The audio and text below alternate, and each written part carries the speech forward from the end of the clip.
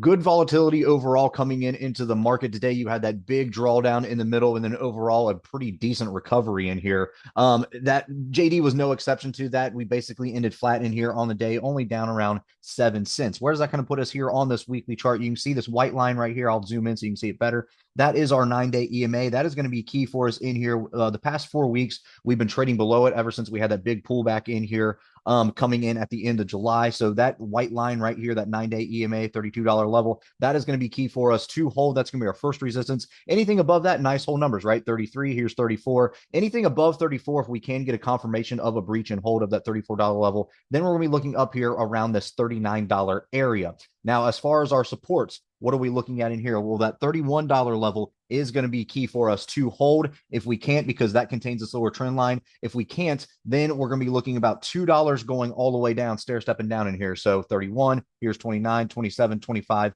etc. as we're going down in here. So that is going to be kind of the question in here. Are we going to hold that 31 or are we going to breach that 32? That is kind of what we're looking at in here going forward as we're looking to close this week in here. We have right around a 50-cent expected move priced in the next two trading sessions. Next Friday, right around $1.13. You go all the way out to September, right around a $2 expected move. So we'll see what happens in here. But 32 and 31 obviously are going to be your levels to watch in here. Anything above 32, nice whole numbers on the way up, just $1 increments. Anything below 31, $2 increments going down is what we have mapped out here on the weekly chart. So we'll see how we end the week and see what next week brings with this increased volatility that we just had in here today.